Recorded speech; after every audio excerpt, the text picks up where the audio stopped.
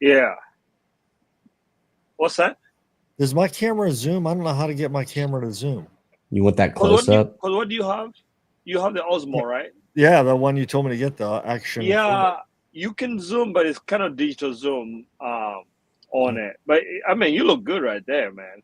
Yeah. You look great. Yeah. You look so good. Flex Yeah. for us a little bit. Look at this shirt. Do you have one of these?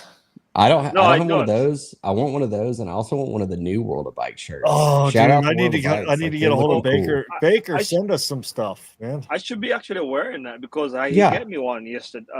No, not yesterday. Saturday he gave me one. Aren't you they're a sponsor of your channel? So like, why are we not repping that stuff? Yeah, I know. Well, I'll talk to Baker. We'll get you some sent. Look at this. I gotta send you guys your protein from Reland, so we gotta do that. Yeah, that's true. Well, hey, I do want to talk about bike shops today. I got on this, like, I was riding the other day, and I just got to thinking. Going to introduce us here. I'm sorry. Yeah. All right. Why don't you introduce us? I'll shut up. Welcome to the Mixed Surfaces podcast with Aria Graham and myself, Jason. We're sponsored by Real Nutrition, Olive Oil.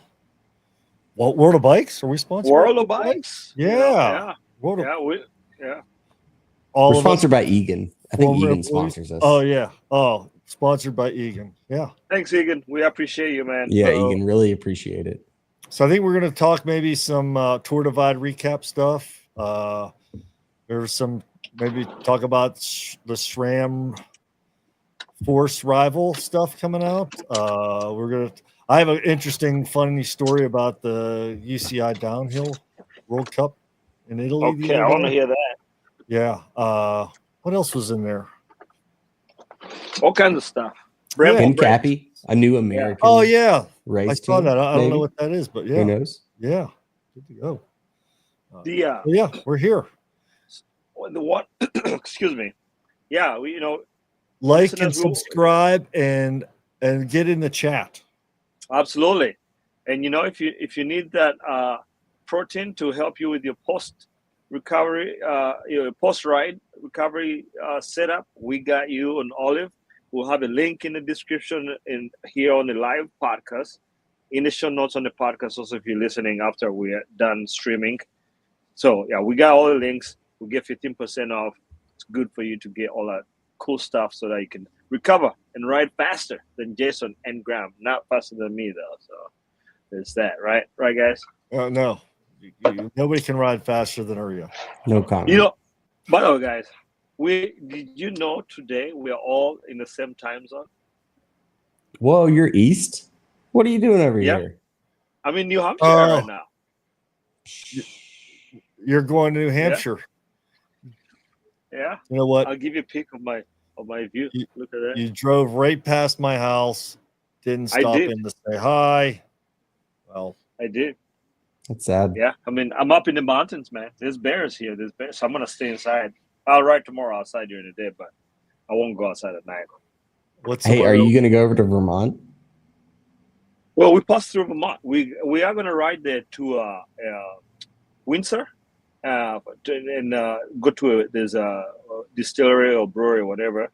We'll ride there, and then we'll drink some beer and stuff. Yeah, so that's all I want. I really could care less about your trip up there. I mean, I hope it's great, but all I want you to do is to go to Stowe. And then go to the Alchemist and give me some Heady Topper, best beer in the world. Really? Oh, wow! Look it up. It's that good. It's that good. It objectively was rated the best beer in the world. Wow! So it's not just you. Yeah. Wow. It used to be. So it used to be. It's not so much anymore because they've become like more of a mass distributor. But it used to be that you would have to do some back alley deals to get some of the limited release Heady Topper. I'm not joking. I think people were killed over it. Spell it Heady, Hedy, Heady Topper. Heady, like head. Okay. Heady Topper. If you've had it, if you're in the chat and you've had it before, please let us know. I flew a suitcase of it home when I was working up there. I had business up in Massachusetts, and I did a quick trip over to Vermont, picked up a bunch of Heady Topper, had this big old suitcase, filled it full of it, packed clothes around of it, flew it home. Probably illegal, but Yeah, probably. How long did it last you? Whoa. I know What's why up? you like it. well, I Is it mean, like it only takes like 12% one or alcohol? two, and you're It's feeling 8% great. alcohol, man. I mean, that's every Vermont beer, What's though. the Yeah. percentage on it? 8. Oh man. That's Oh, an IPA man. you got to chew. You got to chew on it. It's like real piney. No, I'm kidding. You know, Oh, one time those are the beers I don't love. remember what beer I was drinking, but I stopped at John's in Iowa City, and I picked up a 6-pack of I forget the name now. And it was a Friday. I'd taken the Friday off. I was like, treat myself. You know, I got some takeout, and I sat down. I drank the beer, you know, ate my lunch, and I'm like, man, I could use it now. I was like, what the heck? I had like a major buzz. I look at the bottle. It's like 12%. I was like, okay, that is why I'm ready to go to bed. It was like the rest of the afternoon was ruined. You know, I was gonna ride that. I was so tired. Ooh, an afternoon 12% beer. That's a day ender. My whole Friday was blown apart. Like the rest of the day, anyway. Yeah. It was good while I was going down, though. Well, what's new with you guys? Jason, have you figured out your dropper post yet? I have used it infrequently, once or twice, but you know. But, all right, Jason, start with using it. Honestly, I love a dropper post for descending, but you know what I really love a dropper post for? Stopping and sitting around and talking. Yeah. And that's where I invest on a bike.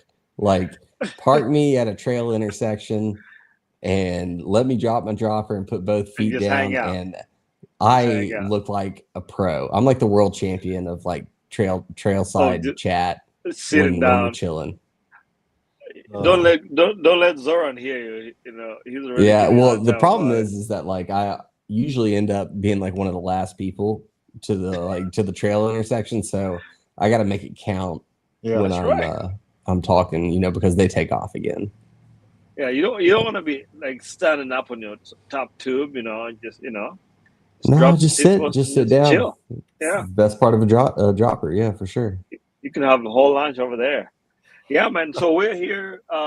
We might go up and ride up Mount Washington. You know, 8 miles, 4,900 feet of elevation. You better check the winds. Like, isn't Mount Washington has the highest ever wind speed recorded? I think. Right. Yeah. On this planet of ours. Insane. Which 8 miles. All right. Not to change the subject. Sorry, I got to jump in here about wind speed real quick, Jason, and then I'll let you have it. Yeah. So wind speed. So they say it's the highest recorded wind speed, but does that count like tornadoes? Like you two being from the Midwest, or I guess not from the Midwest, but you know. I would count. It wouldn't count. So it's like just natural wind speed. Just natural wind, just part of the weather system now. So what's not natural about a tornado? I mean, that's like natural. Yeah, but it's kind of like one of those freaks of nature that just happens. I feel like whereas wind, I think it's a storm. Yeah. Yeah. Exactly. Okay. All right. Yeah, it's like a hurricane. You know, you can't. I mean. Well, Aria, time it right, and then you can get like a KOM if you get a good tailwind. Man, like, you know, this dude's like Phil Gaiman did it in a race last year. Yeah, but if you have a 200 mile per hour tailwind. Yeah. Like, dude, you'll be up there in a heartbeat. Well, you hope you can make it around because they have those mega switchbacks, right? Oh, I don't know. I don't know anything about the climb. Yeah, what does the climb look like? Yeah, so with all the way. So with what would you say? 4,500 feet in 8 miles. 4,900 in 8 miles. What's the average percent? 11%. Oh, you're never gonna get there. What bike are you riding? Are you riding like a? I was gonna ride my checkpoint. Oh, okay, that's fine. So you got SRAM rival on there? Yeah.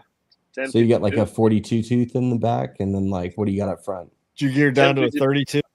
I have a 52. I have a 40 up front. Oh, you got a 52, 40 up front. Okay. Yeah.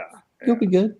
It's okay. It's, you know, I think you run out on that 52, you run out of gears. Like I think once you hit double digits, but I think, 11% is doing. But I don't know. It's gonna depend on the weather, and because they said the weather can be 85 degrees down here and be 30 degrees up there. Yeah. So we're gonna kind of look and see. It might be better to just take a motorcycle up there. Graham, Yvonne's gonna tow him. Probably. Yeah. Yvonne's gonna just. No, she will actually leave me behind. She will. She will. That's like her climb right there. Now, are you going to video this? Is this going to be like I think so. Some footage? I think we'll film it. Yeah. You know, would really get the views. Wait for not bad weather, but just bad enough. Yeah. Just bad enough. Yeah, man. But you know, it's like mountaintops kind of freak me out. You know, when you're just on your bike. You know, you don't have many of those out there in Iowa. Mountaintops. No. Trash Mountain or whatever it is. Yeah, Mount Rushmore. Mount Trashmore. Hey, that's a mountain there. What is Mount Trashmore for those of us that don't know? Mount Rushmore is a former landfill turned into recreational space for hiking and mountain biking and all the above, and trail running. Pretty cool. It's a pretty cool concept. Pretty cool. I like it. It's otherwise you just have this, you know, dirt mound in the city that's just not doing you any good. Yeah. You know, so it's okay, but that's Iowa for you, you know.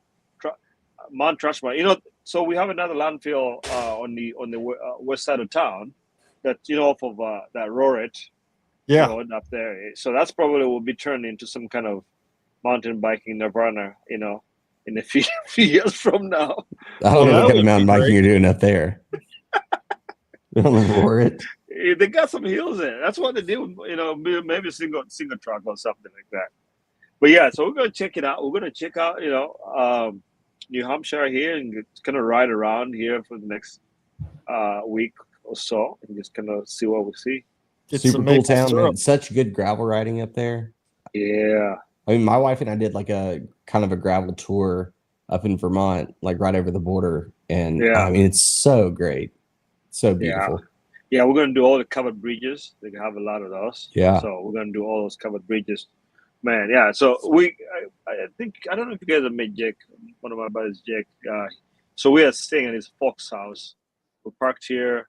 We got electricity plugged in, house to use if we want to, and then you know we drove down here yesterday, and we have his kids with us also. So it's gonna be fun.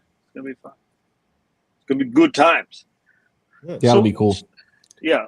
So what about those Brembo brakes? When did Brembo start making bike brakes? They're not even production yet. They partnered with SRAM or Specialized Gravity, and it's looking like they're probably going to be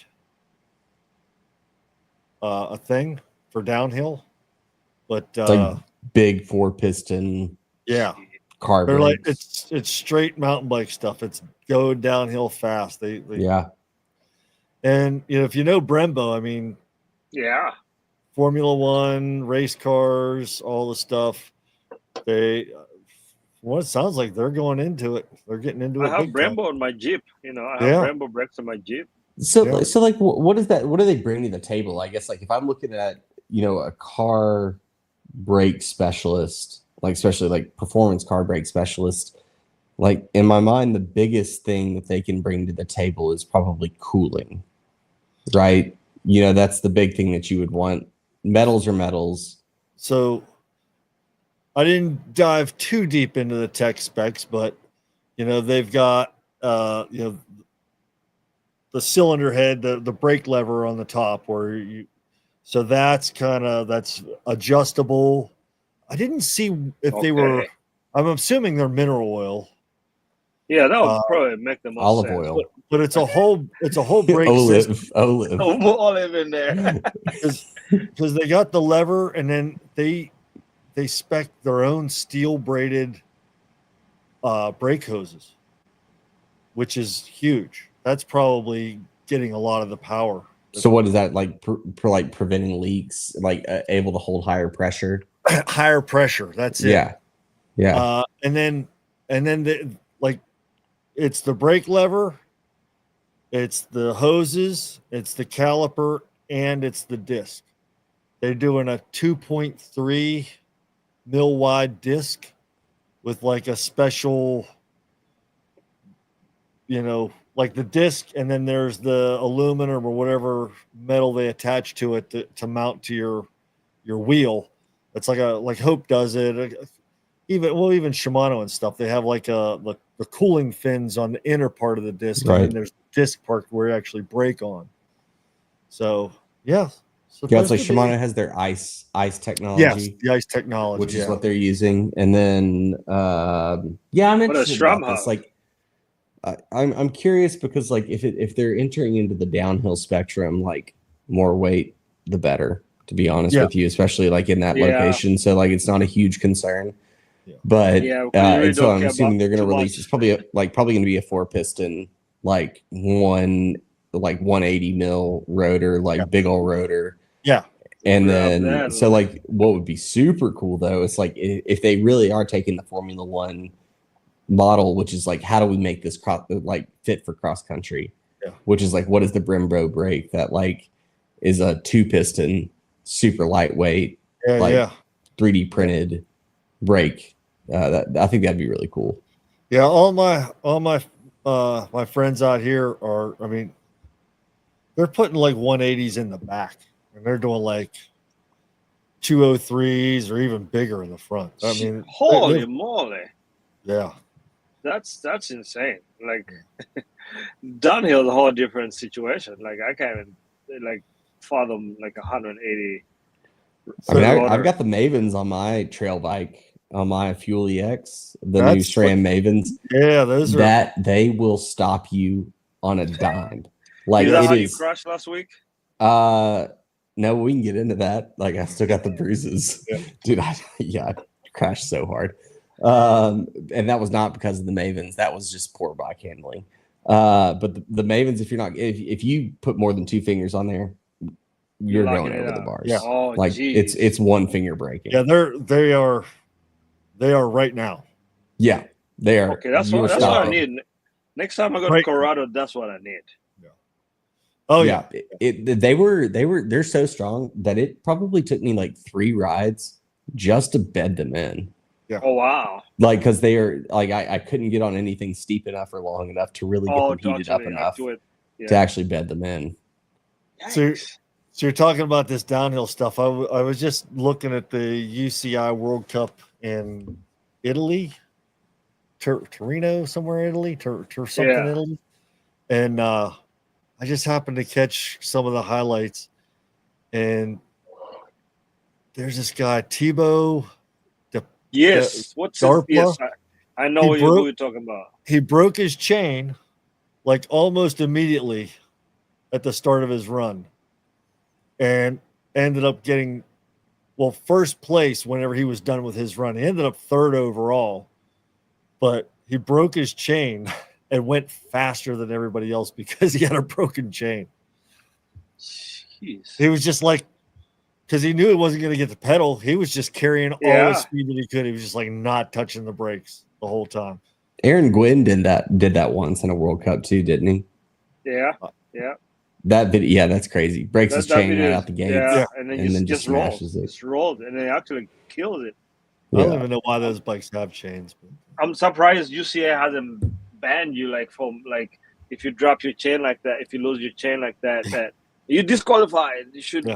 Well, they're trying everything else. We didn't put it on the list to talk about, but man, have you guys seen the? Yes, I want to talk about that actually. Yeah. So what are you guys thought on the handlebar width?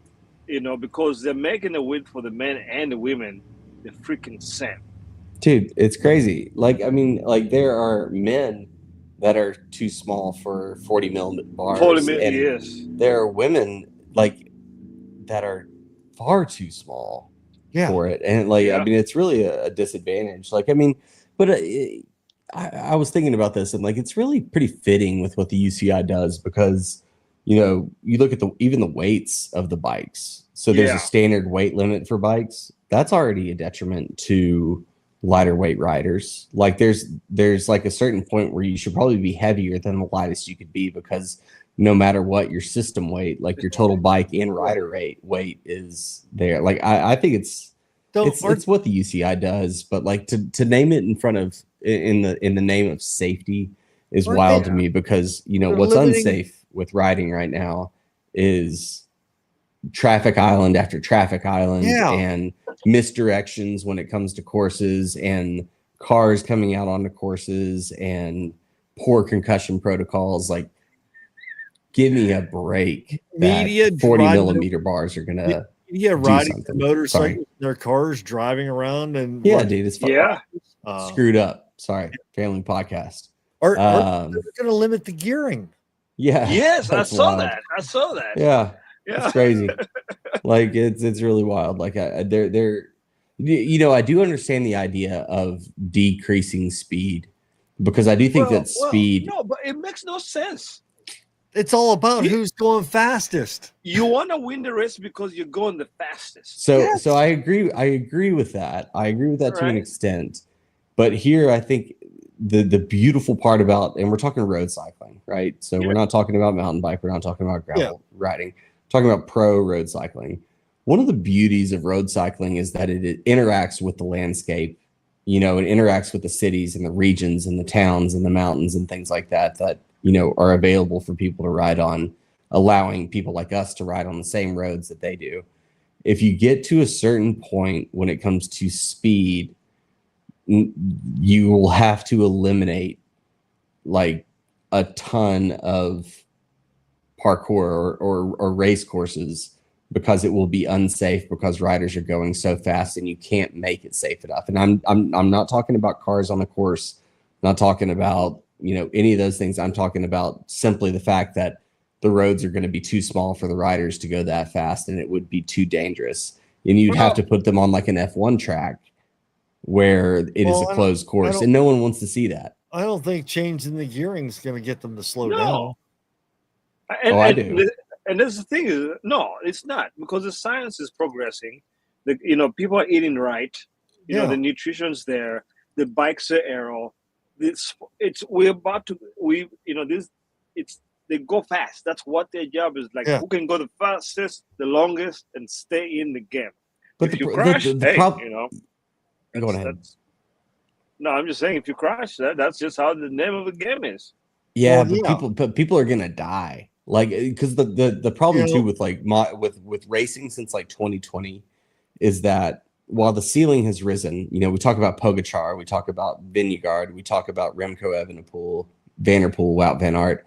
While the ceiling has risen, what's really more impactful is that the floor has risen even more, to where while 5% of the riders can win the race now, like, and only maybe 10% of the riders were competitive in the race before. Now it's 80% of the riders are competitive, and 2% of the riders can win, which means that groups are bigger,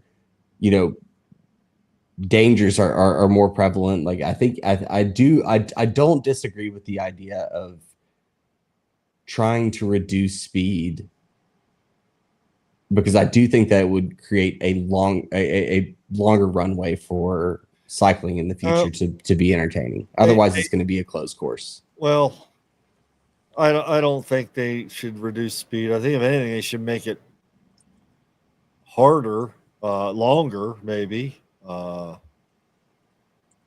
would agree with that. I mean, it's all about. I mean, it's a race. I mean, you're racing to see who gets there first. It's all about speed. So. Yeah, so John's in the chat, and he was saying that they also they want to remove that, and then slower rolling tires and stuff. I'm like, what are we doing? Like, we're slowing the sport down. Isn't this why we get in this sport to advance the sport? Can you imagine if you now, like, the NASCAR vehicles? It's like I did come in like second place in a slow race. Well, when you almost won the fat bike race? No, so at the Dakota 5.0, they would do a slow race, and it was it was really it was just a fun thing, you know. But everybody lined up, and there was a chalk line here and a chalk line 20 feet away, and the last person to go across that line was the winner, you know. And it was all about everybody track standing and stuff, but you couldn't just sit there and track stand because they didn't want to turn into a track stand race. So they'd yell at you, and you'd have to kind of pedal. So people were like they would track stand for a few seconds, and then they'd pedal up like a few inches or a half a pedal stroke, and then they'd track stand some more. And so it was fun. The John's one of our viewers. Hey, John, by the way, thanks for joining us. Hi, Yeah, John. he said that they're gonna be testing out all these new bands over in the tour of, I don't know how to say, Guangxing in August. Yeah. Guangxi. It's like the last race, the UCI race of the season. It's where all the teams go to farm points so they don't get relegated. In China. But so actually, like, it has a ton of points, a lot of prestige, but like not a lot of coverage because everyone's done with racing at that point. Yeah, so. all the big races are over. Yeah, all the big races are over. It's kind of showing up to keep the points on the board. Yeah, I guess like my point, I don't want to go off on too much of a tangent, but the idea like that we're talking about marginal gains 99% of the time when it comes to cycling, you know, and trying to get the most aero bike or the most, you know, fastest rolling resistance tires on the road. Don't get me wrong. I think there's lots of room to be made in gravel, but I worry that if bikes get too fast and the peloton gets too competent and too fit and too strong, that they're going to have to really reduce the entertaining parts of World Tour racing, which is that people are taking very technical lines on very technical courses and having to accommodate that. Like, you know, you look at Paris-Roubaix, it's a flat course, but what makes it interesting is the fact that there's cobbles and corners and crosswinds. If the equipment gets too good and the racing gets too fast, people will get hurt, and it will hurt the sport. They've been getting hurt though for years.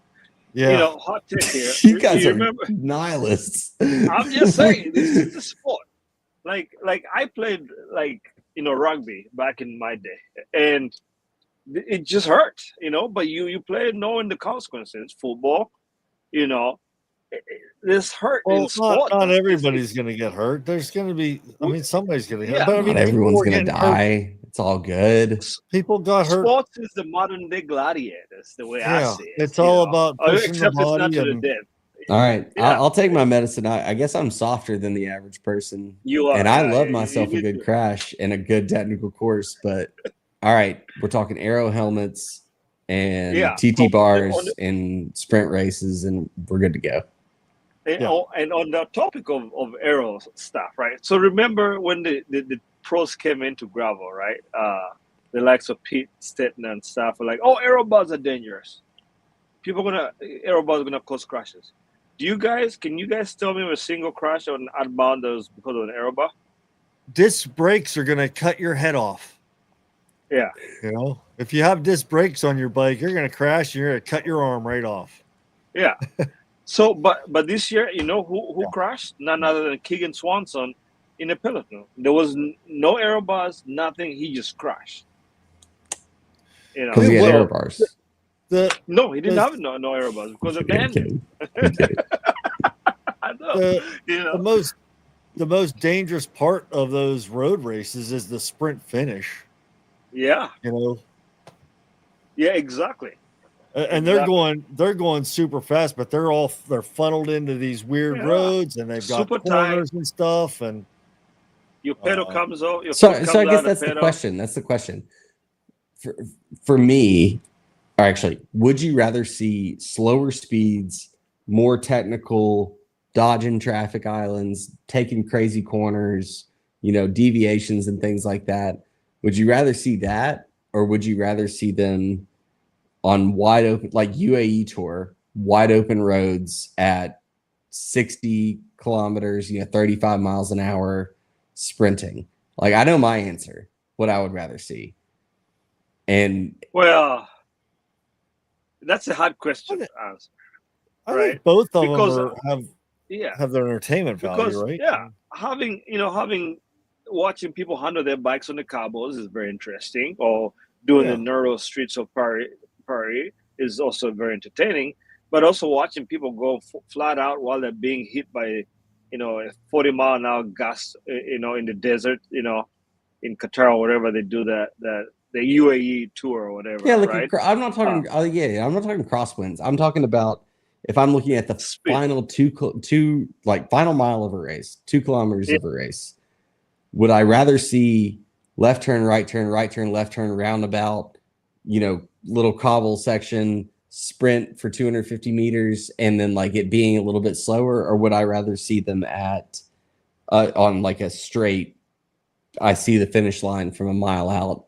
I'm just going as hard as I can with my lead outs. Straight.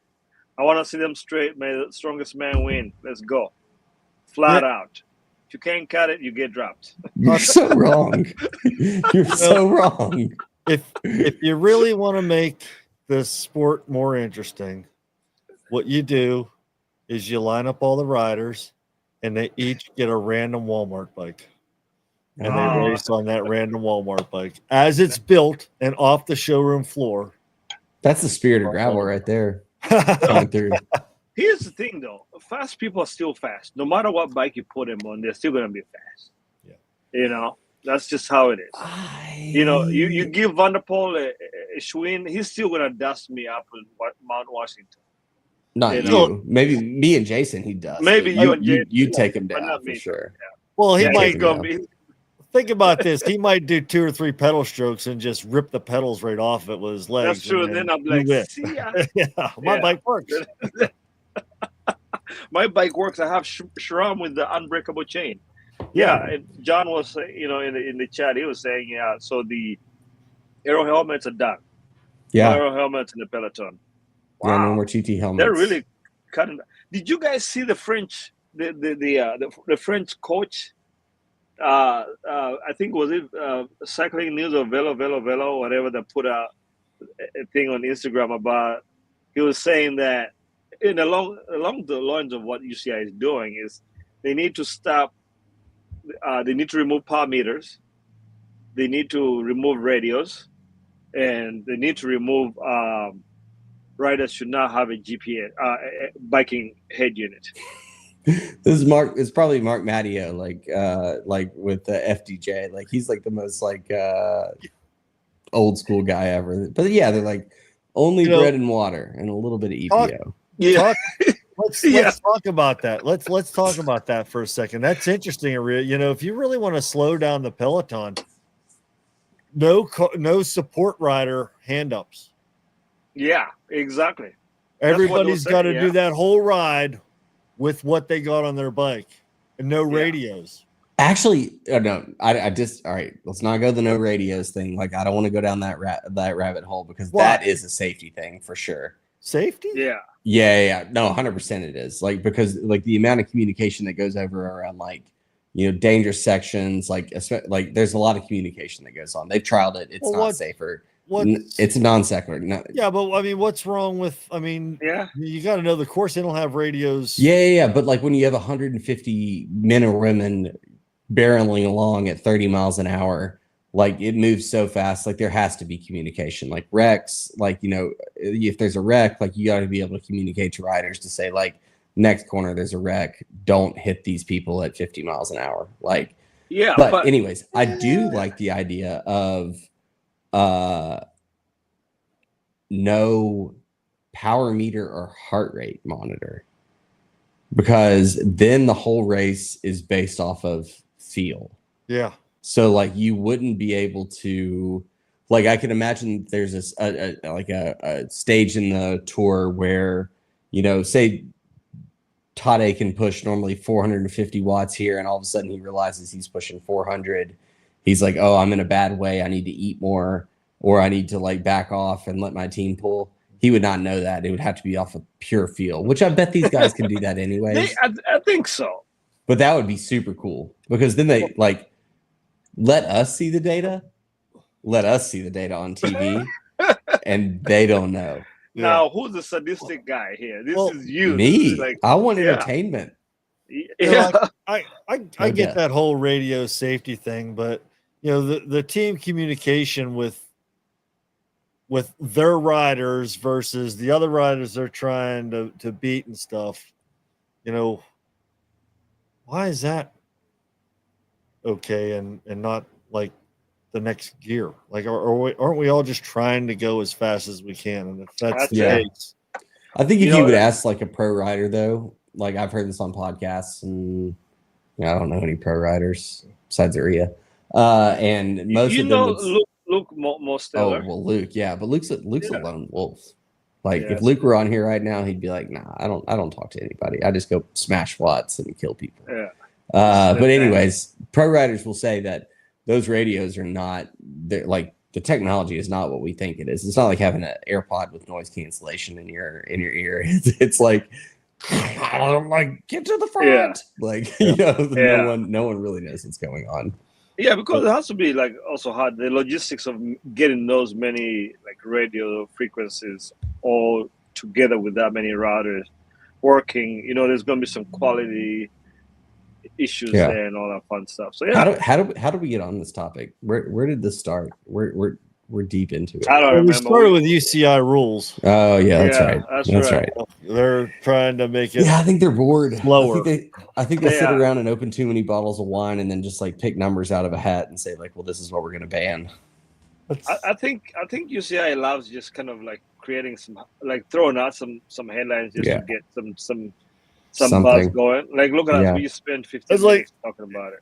We're playing soccer over here and we're getting too many scores, so let's make the ball heavier. Yeah. We can't kick this far. So true. Yeah. So who was? I don't know. I missed it this week. I was like, what's the Nishiram rival stuff? Who put that there? The braking power and all that stuff. Oh yeah, man. So like SRAM dropped new rival in force. Yeah.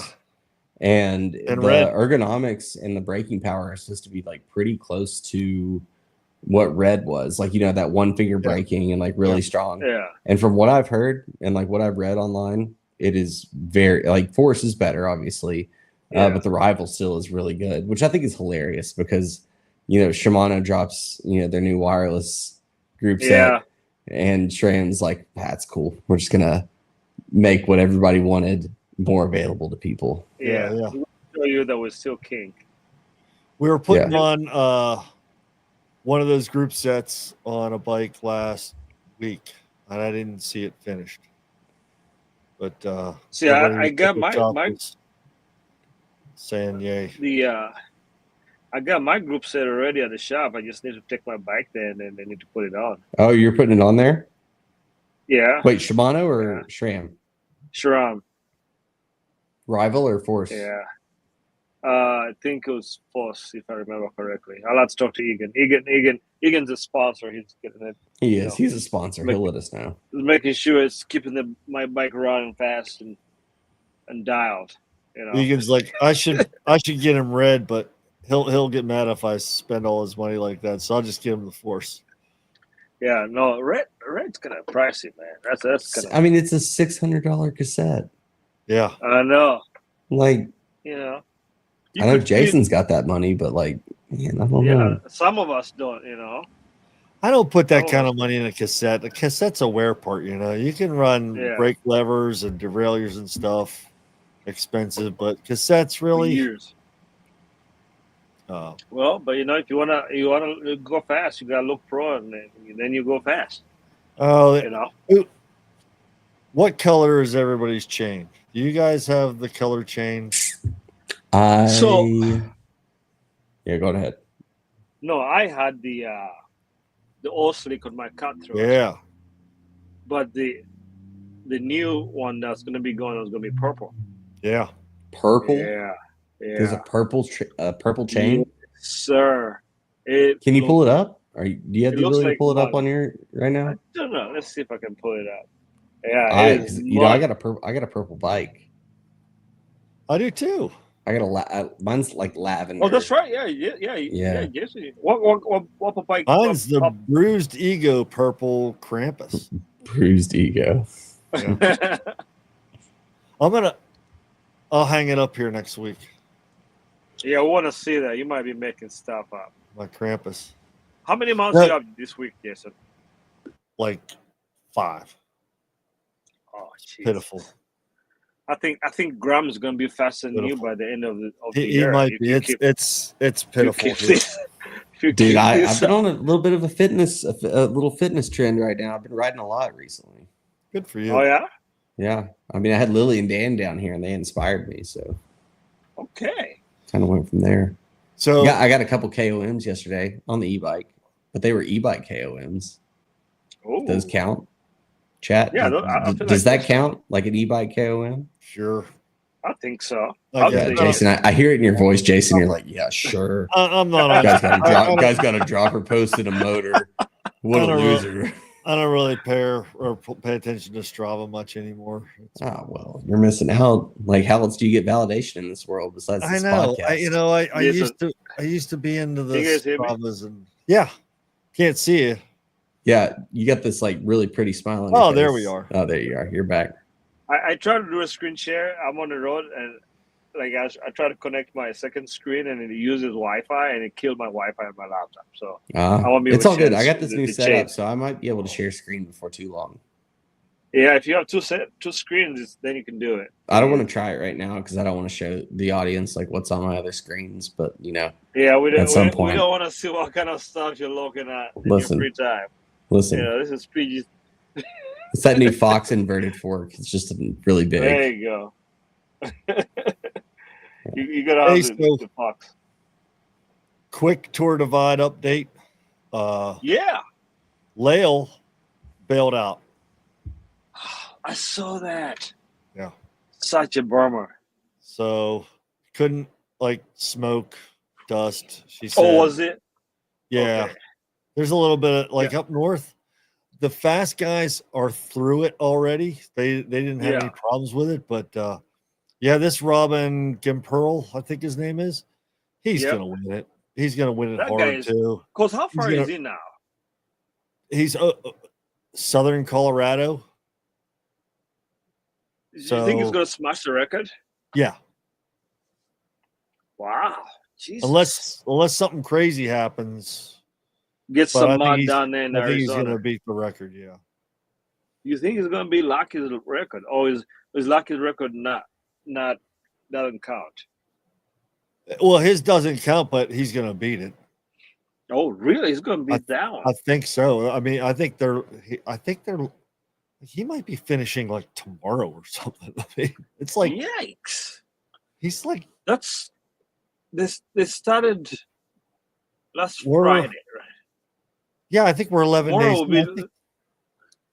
I'm going to pull it up and see where he is exactly now. Because I was looking at, I've been watching Josh Ibet has a really good YouTube podcast where he's just following the Tour Divide, and he's doing a really good job with it. I've been watching him last couple of days. Here it is. Tour Divide. Yeah. Okay. Robin Gimperl is going to finish probably tonight. Yikes. How many days is that? Is that going to be beat Lachlan's record? It's going to be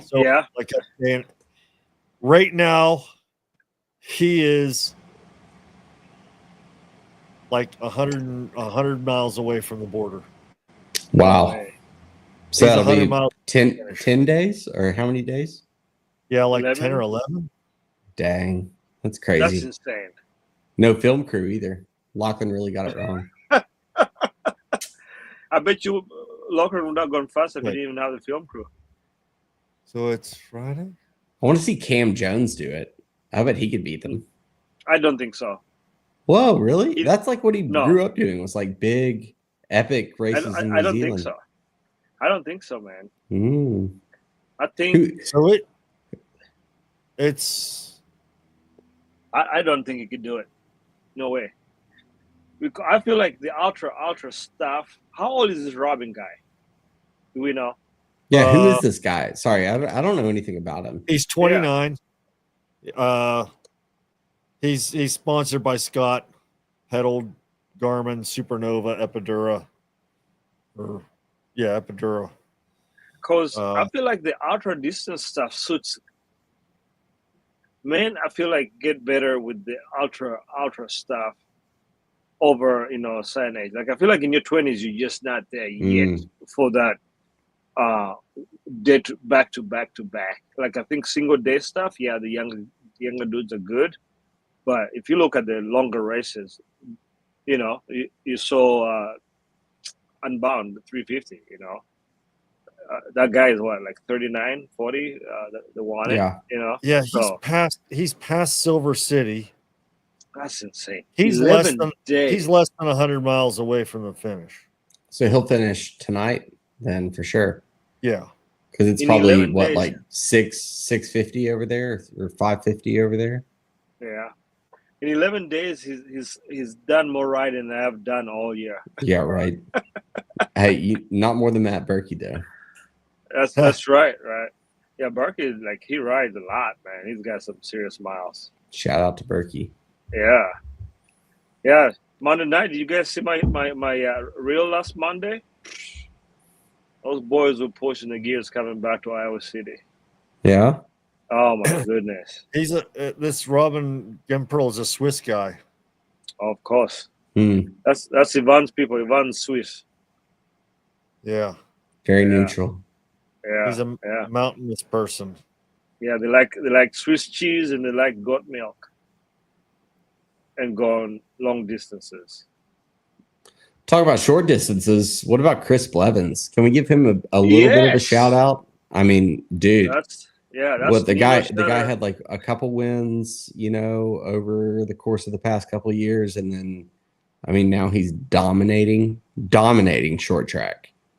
And I was thinking about that because I was like, I've been kind of following Blevins for a while now. And I knew he was a strong guy because, he's done some stuff with Lifetime where last year, Big Sugar, who was riding the e-bike, or was that Amos? That was Amos. Never mind. That was not Blevins. Blevins was at Seattle, right? Last year, perhaps? I don't know. You know about it than I do. But I've been following his stuff for a while. And, yeah, he was always in the mix. I think he was just not ready. I think now he's in his prime. And I think that's why we're seeing this exceptional. I think he's always been good, but he just wasn't, like, he hadn't tied everything together. And I think that's what we're seeing now. Yeah. Did you, so two things I thought were really interesting. So one thing, I heard that they are running 47 Pathfinder Pros. Yes. On some of the, like this latest, like, what was it? Nova Mesto? Was that what was? Yeah. Nova Mesto. Like they're running, like if it's dry and smooth, they're running gravel tires. I think that's interesting. But I also think it's crazy. Fast? Like, I don't know. I don't know if you guys watched the latest short track race, but when he sprinted away, like from the group, he was going like 43, 44, 45 kilometers an hour, almost 30 miles an hour on a mountain bike sprinting. Like it makes me wonder, like, what chain ring is he running on that thing?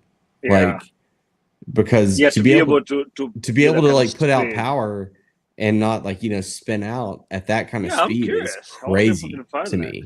Yeah, because I feel like on my mountain bike, not to say that I'm the fastest sprinter alive, but like if I'm trying to go as fast as I start to spin out like right about 21, 22 miles an hour, like 100%. That's really that's the first thing I thought. Like when I saw the speeds that they were going, I was like, first off, it was like, okay, if it's an S-Works Epic, which I think that's what he's riding, and one of the Epics, what Epic is he running where he has the chain ring clearance to be able to run like a 40?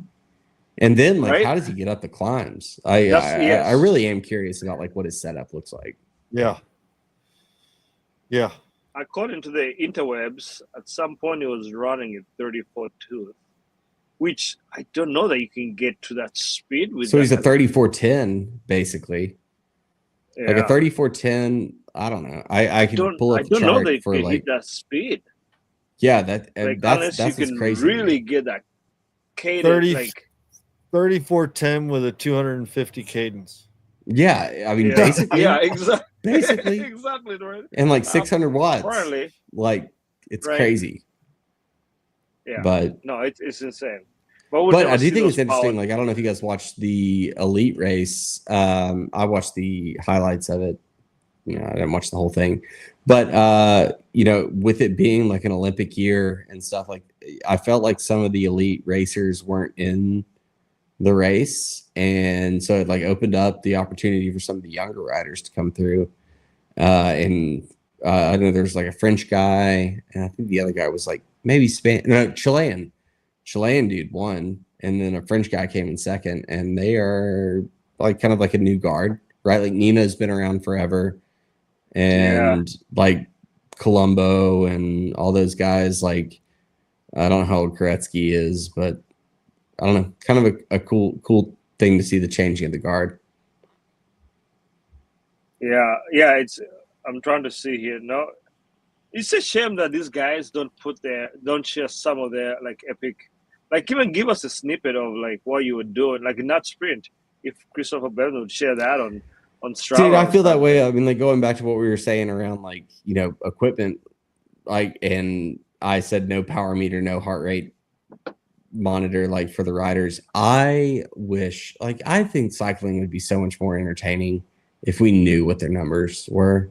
Like, it's the Yeah. one sport where like you can go ride the same road, but all you have to Well, measure is like time and speed. Like, but like it would be so cool to just understand like what power they're putting out. The Formula One app, their website, as I watch Formula One as well. And when I'm watching one of the races, I can click on every driver and I can Yeah. listen to their see, radio that's talking. what I I was can talking about. see Yeah. their speed. I can watch it's pretty cool. It's really interactive, right? You actually feel like you're really immersed into the sport. What I get afraid of is, if I'm watching this guy, what happens if the other guy's doing something fun? I got to switch over to him too. So I need like Yeah. 20 TVs with all the different. No, I mean, you know what that's you what you need. want. No, But I guess you like the need thing one is thing. different between like Formula One and cycling is that like do they show the G forces that they're going through? I don't think they show that. You know what I'm saying? Because like that would be like or the amount of torque they're putting into the steering wheel at any given time. Like that would be interesting to see. Speed and braking, which Yeah. is Yeah. it's kind of cool because you say, all right, but that's speed and braking, it's like the numbers going and it's going and Yeah. it's just a bunch of numbers. The top speed stuff is kind of fun. Crap, they're going into the corner at 140. Jason, what you need if you're really you getting into it from a tech guy, you need the Apple Vision Pro headset. Oh yeah, look around, because then you can pin all those different drivers in there.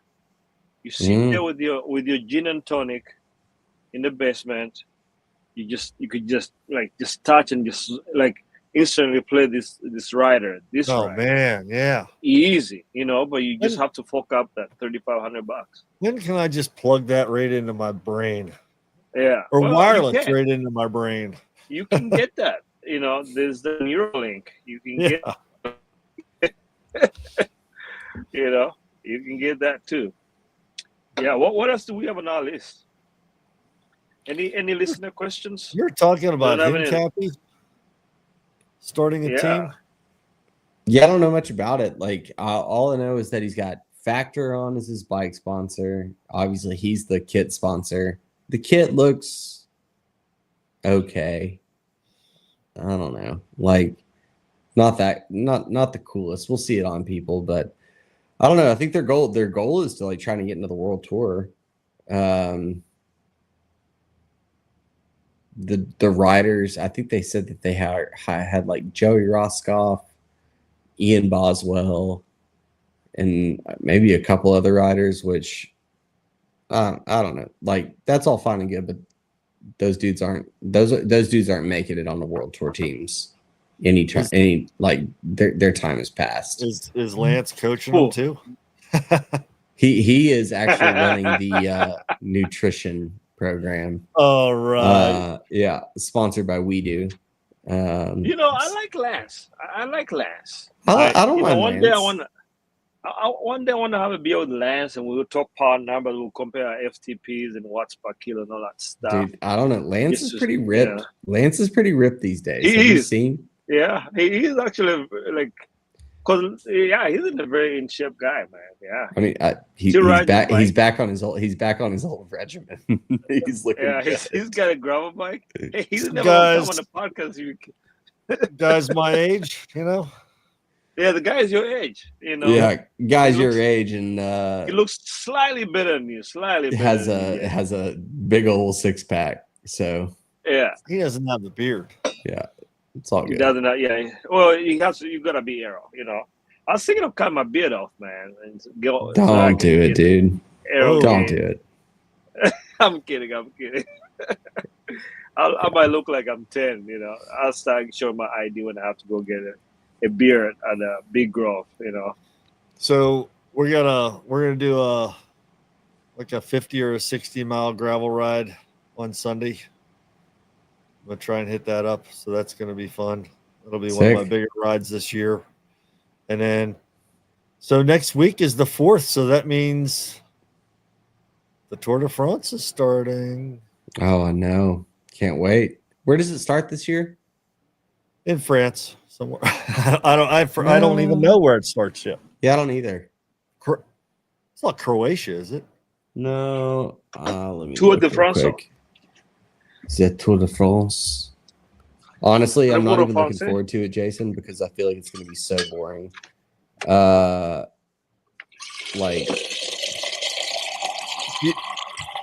Aria. What? I'm getting water, man. We heard you peeing online. No, I was getting water, man. Oh, you're right. Lille. It's in Lille, France. You're right. Touche. So, but it's going to be boring. Shout out to people. You think Tade's just going to run away with it? Dude, what he did to Jonas was, if not dominating, just belittling. Yeah. Like, we talked about this. Like, he accelerated away. Like, every attack he did, he didn't stand up.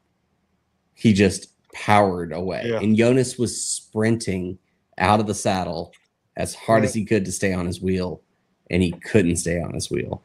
Like, I don't know what kind of altitude camp or training camp or is it one of these where maybe he's peaking too soon? No. I was going to say nutrition. I was going to say nutrition, Aria. Yeah. He's taking all dash leave. Man, I don't know. He needs like some horse His blood. inflammation is low. That's probably what it is. Yeah. He needs his olive. If you would take some olive. My resting heart rate. So I've been taking my capsules. Dude, I before and after ride, I went from a 53 resting heart rate to 47. Dude, I agree. I'm like not even joking. 47. I agree with you totally. It might have been high last night because of the travel day yesterday, but it's been crazy. I've been crazy, trying to dude. Stay focused, and I think I'm a believer, man. I told you the same thing a couple weeks ago. Like, I hadn't changed anything else in my regimen. I'd cut everything else out because I wanted to try it. Same thing. Resting heart rate down. Yeah. There you go. 100%. Proof and pudding. My resting heart rate's always about 40. 40? Yeah. Proof. Dang. Right I've had as low as 35. I'm jealous. Yeah, because I remember your resting heart rate was crazy low. Like, I think your wife would tap you to make sure you're still alive. I was in North Carolina 2 years ago, and I got a tick bite. So I go to the med care, and they take my blood pressure and look at my heart rate and stuff. And they give me my medicine, and they're checking me out, and I'm ready to walk out the door, and the lady comes out, sir. I'm like, yeah. She goes, are you all right? I'm like, yeah, why? She goes, you don't feel dizzy or anything? And I'm like, no, why? She goes, we just noticed your resting heart rate was like 40, and most people your age are like ready to pass out because their resting heart's that low. Dude, You heard so impressive. And then You she looks at stimulate- my shirt and she sees a bicycle and she goes, "Do you ride bikes a lot?" And I was like, "Well, a little bit." She goes, "Well, that's right." And you know, like, let's talk about this for a second. Like, I think that's one of the things that, like, before I started, like, actually doing longer rides, like, I rode bikes, but I wasn't serious about my training, my diet, and all Yeah. that stuff. And my heart rate, like, yeah, it went from like resting like 60 something. Now, you know, over the last 2 weeks, I've dropped down to 47. Yeah. And it's just because it's, you know, riding bikes is fun, but it actually Well- has like some really good benefits. You work, you really focus on working the biggest muscles of your body, which is your legs, Yeah. which Yeah. is always good for you. That's just boosting circulation throughout the whole body. Yeah. You know, you're working your lungs. It's not really good for upper body, but That's why I know, think you do got to the couple bench it with press. like some weightlifting and stuff like Yeah. that. Like you got to like if you're going Otherwise, to be yeah, an you amateur get weak. cyclist, like you have to be holistic in your approach because you're going to train like 5 to 10 hours a week. It's enough to do harm to your body when it comes to imbalances. Like even though you get the benefits of cycling, but you've got to couple it with something that balances that out. dude, No, and yeah, that's why like I purposely try to, when I'm using a training app, I want weightlifting included in my training plan. Yeah. I know. Because I went like, you know, when I really started doing like winter indoor training, I would do my rides religiously, but I would stretch, but Yeah. no like weights, none whatsoever. But then I just felt I was getting weak. yeah, You know, things like lifting the bike rack over my head out of the shed to go put it on the bike. I was like, oh man, I'm feeling tired. I'm like, I shouldn't be feeling tired. Yeah. This thing is like 50 pounds or something. Like I should be able to do this for a few minutes. So definitely you gotta, Graham, you're right. You gotta do some kind of weight training, especially as some of us get older, you know. Can't say the same for Graham, but you know. you talking to me? No, I'm talking. Graham's the oldest one here. You know. Not by my whoop age. Well, Yeah, The kid- what's your whoop age actually? I just went in. I told you I was in my 20s, and I just graduated into my 30s. But I'm Oh, five man. 5.5 years younger than my actual age. So How I do you- think how I'm do you- okay. how do you get a whoop age? You gotta wear a whoop. You gotta wear a whoop. Why didn't Wear you a wear whoop. Garmin, man? Gotta whoop it. Yeah, Garmin. like the whoop? I've told you I don't wear Garmin because like I don't want to wear this thing to bed. It's like, Yeah, you smack your wife in the face with hey, that look thing. at us matching. Hey, Yeah. red bands. That's Team right. Red Band. Jason's got an instinct. Yeah, Red well. Band Club right here. He'll catch on. The whoop, man. So do you take your Garmin watch off then at night? Yeah, for sure. Yeah. Interesting. No, I keep only time I take my Garmin watch off is if I'm gonna take a shower. That's it. Other than that, it's on 24/7, 365. Yep. So Funny. so when Garmin sells my data to some chemical wall, Yeah, dude, they're gonna know everything about. What do you mean when? What do you mean when? they they already sell it? they already sold it. They're gonna know exactly how to really slow me down. Like they're like, Somebody's- yeah, give me. Somebody's hacking your stuff, saying I'm gonna mess with this Right guy. I'm gonna tell him he's got a resting heart rate of 30 tomorrow. Yeah. See what he says to that. Graham Zoran said you're a young buck, man. Young buck. How old's Zorn? He's old. Zoran's our age. What, like 61, 62? I don't think he's older. He might be as old as me. He might be know- older.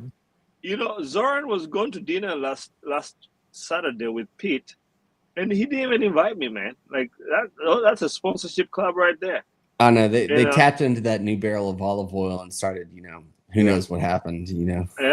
He They told started me, yeah, I'm drinking going it out to and- dinner, but he's like, Yeah. he didn't even be like, hey, man, come join So- us. It's all You good. know. He's got his Olympic daughter, swimming daughter that's that he's right. got to worry about. So we're ancillary to that. He did say he's 46, so he's a young buck like us. I told you. Oh yeah, 62. Yeah. Just like I said. you guys are all He's a young buck, you know. pups. No. Pup, Hey, pups. one thing. So, anyways, I put this on the thing. We don't have to talk about it tonight because I know we're an hour in. But I did think that like one thing that would be fun to talk about, since especially like Jason, you and me have worked in bike shops, and Aria, you've basically invested in a full bike shop with all the work that you've had done on your bikes. I just thought it was kind of like bike shops can be intimidating sometimes, and I thought it would be a fun thing to talk about, like best tips for getting the most out of your local bike shop, like how to make sure that your bike's taken care of, how to take care of the people there, how to have a good relationship, so that way you don't feel like you're walking in and it's a little scary sometimes. So I don't know if we wanted to I don't think we want to hit it tonight because it'd be a long conversation, but I'd be interested to hear kind of people's thoughts on Take the in the mechanics. chat. Take the mechanics beer and donuts. I literally, coffee. if you look on the notes, look at the last note, I said snacks or beer. Like, I think that there are a few, like, I think we could put together a toolkit for people that are either looking to buy a bike or have a bike and need to establish a relationship with people to make sure that their bike's working well, and to do it in a way that's like not intimidating. And so I know how I was before I started getting into the bike shop game. Like it's scary sometimes. And so I'd be very curious to know what people want to know about like local bike shops and how to interact with them. And then maybe we could like talk about some things to like make sure that customers have a good interaction and the bike shops do too. And everybody walks out happy. Yeah. Yeah. I think if you just go into the shop and just start chatting, you'll get a real sense of what the shop's like, you know. Yeah, standoffish and introverted is what 90%. Stand in the corner. Yeah. Well, yeah, I mean, if you go sure. in and start interacting with the people that are working there. Yeah, go find the person that is working on a bike that looks difficult and go up and strike up a conversation with them. Yeah. But no, Aria, I don't know what you think, but like maybe next episode or some episode we could talk about some of those things, like, and maybe even bring for sure. We could bring, like Egan or Julian or someone like on and say like, okay, hey, what are the cardinal sins at a bike shop, and what are the things that you should do? See, when I go to the bike shop, I like to just start demanding, like, hey guys, we need better coffee. You know, I'm spending my $100 here. I need some. I need my 100-hour suspension service done tomorrow by my race. Does Wob have their Keurig out in the front again? I'm trying to remember. They do have a very nice water machine. I don't know. I think they might have that's called an aquarium. That's Baker's aquarium. Yeah. That's not a water machine. Oh, you can't drink out of that. You can't drink out of that. Graham, right. Graham, I started drinking coffee at Wob when I turned 50. Was it a Wob? It was at Wob. No, I thought you started drinking. You had gone somewhere and you had like iced coffee. When I turned 50, so I'd had, you know what, an espresso every now and again, but like I never drank like a coffee, like a brewed coffee or a cold brew or anything. And I was working there, and Baker came in with a jug of cold brew. He's like, anybody want some of this? Oh, yeah. Like, sure, let me try it. And that was it. I drank the whole bottle. Sold like 8 bikes that day. Yeah. And then I started. The coffee pot situation at Wob was very specific. You had to grind the beans. Yeah, I didn't mess with it. I never messed with it. Oh, yeah, that's who was doing the coffee back when you were there? Jarrett. Yeah, for sure. Tyler made a mean cut, like a mean pot too, but Jarrett primarily. Yeah. I mean, the guys from like Seattle, it's like Vancouver Island. Like, you don't mess with coffee. Yeah, Jarrett was good. We had a lady there, India. Yes. She was a big I remember coffee. India. And then Adam was a coffee Nazi. He would get really, really upset if you didn't brew it right. See, I love coffee too. There was always okay, you hit the grinder for so long, and then you stop, and then you hit it one more time, and then one more time. Yeah, I mean, like I dropped my bike off today to have it looked at, and I dropped off 2 pounds of coffee just for Nice. people. What kind of coffee? Arabica Local, beans or be Colombia? caffeinated here in Chattanooga. Decaffeinated? Be Oh, I was gonna be like, be well, be throw that in the trash. Okay. be caffeinated. Yeah, dropped off some coffee for them and said, fix my bike, please. Dark roast, light Nice. roast, medium roast. One was Dark a roast. chocolatey, malty, kind of like darker roast, and the other was more of a fruity, bright taste. Now I'm going off the logos. I walked in and I said, honestly, I actually like made a faux pas. I walked in, hadn't been in this place before. I knew that the guys all like and girls drink coffee from there. So like, yeah, that's where I'll get them coffee from. So I walk in and they have like their roaster set up, like it's like real crunchy. Yeah. And no one's there at the door, and I see these bags of coffee laid up, and I'm like, yeah, I'll grab that. So I start like looking through them, and this lady comes out and she's like, sir, those are not for sale. And I felt like a kid that had been scolded. You know, I was like, I'm so sorry. Like, I didn't know. I just want to buy some coffee. And then it was really awkward from there. I bought a latte. I didn't really want a latte, but I felt bad after touching their non for sale coffee. So Wow. I don't know. I'm not Must have a lot of people getting in their getting handsy in there. I don't know. I felt like I was a little. Long story short, it was awkward, but I got my people coffee, and that was great. So Facts. Well, Yeah, I didn't start drinking coffee until I turned 40, and we were out on vacation up on the North Shore, and one of our friends' mom, they were buying coffee. I was like, I don't want coffee. And she's like, I'll get you one, and she got me one, and I drank it. Like, oh man, I felt really good, and it's just kind of like rewrote something in my brain. And now I travel with my own coffee maker. Which I needed last night because we drove till like 1 a.m. Yeah, so I had to stop several times and like double shot espresso. What time would you do straight through? Just start. What time did you start in the morning? We started at 6. Now that I look back, we should have started like at 3 a.m. Yeah. Because we tried to make a straight push and we didn't. We did have two little kids, and you can only go so far. And so after a while, we just called an audible and just stopped somewhere before Albany, probably 100 miles before Albany. Yeah. And spending at a truck stop. Of course, it was 200 degrees because all the semis are running their engines. But, we had our generator, so we fired up it and we got the AC going, and everybody fell asleep inside. So it was good, though. It's good. Yeah. So, okay. So next week we'll touch base on the on the bike shops. I want to talk about. Maybe we'll get Baker out here or something so we can grill him on what he should be doing for his shop. We'll tell him what he needs to do with his business. Yeah, we'll tell him how to run his business and what we need. Yeah, I love it. Exactly. I like it. He'll love that for sure. All right. We need some T-shirts from him. That's what we need. True. If we get T-shirts, he doesn't have to come on the podcast. If we don't get T-shirts, then he has to present them to us on the podcast. I think that's fair.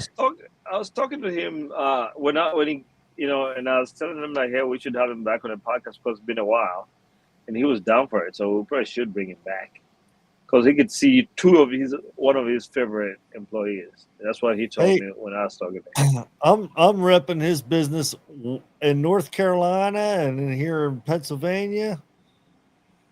I got people all the time saying, "Where the hell's World of Brakes?" This is nowhere near here.